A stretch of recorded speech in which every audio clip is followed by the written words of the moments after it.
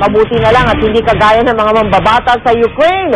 Ang ating mga mambabatas, sa pagdinig sa Senado, sinabi ni Jokjok Volante na 71% na ng 728 million peso fertilizer fund ang na-liquidate o naipaliwanag na kung paano ginastos. Galing daw ang impormasyong yan sa Department of Agriculture, pero hindi niya hawak ang mga dokumentong nagpapatunay nito. Pinapasuksina na ito ng mga senador na nagdududa sa testimonya ni Volante. Nakatutok si Maki Pulido, live mula sa Senado.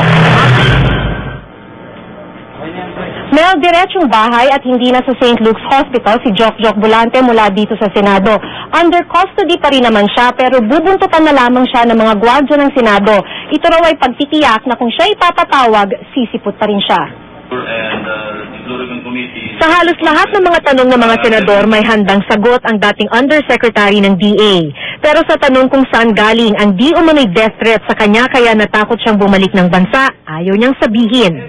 From where is the security to your life coming from?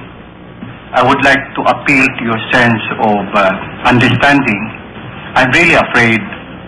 It's not because I do not want to cooperate. As I said, if you want in an executive session, I would like to answer all your questions.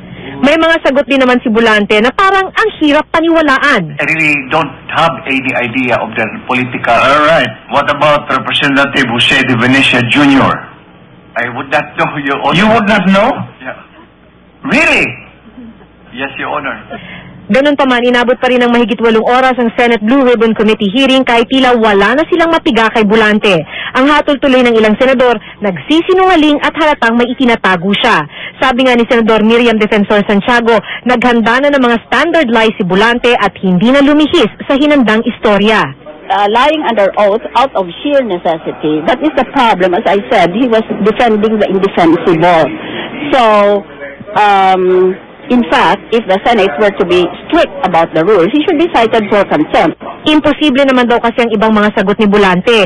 Tulad na lang sa sagot nitong hindi niya alam kung sinong nagrekomenda sa kanya, kaya't siya ang kauna-unahang appointee ni Pangulong Arroyo sa DA noong 2001. At least, he is evading direct answers to direct questions. A request. Pero tingin ni Senador Juan Ponce Enrile, dahil diretso ang mga sagot ni Volante, hindi siya nahuli ng mga senador. He was quite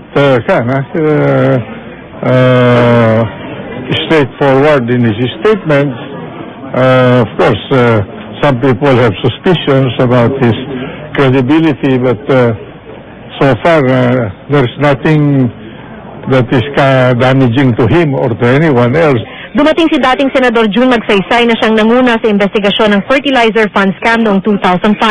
3,000 pahina ng dokumento ang pinag-aralan nila noon at 40 testigo ang kanilang kinausap. At sabi ni Magsaysay, kahit mukha raw maamo at mabait si Volante, di raw siya nagsasabi ng totoo. It might sound convincing, no? Kasi malumay na masalita si Mr. Volante.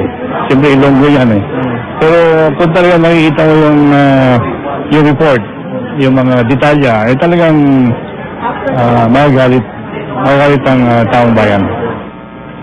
Mel, 7:20 ng gabi natapos ang pagdinig na nagsimula kanina pang 9:30 ng umaga. Wala pa namang eksaktong petsa kung kailan ang susunod na pagdinig. Mel?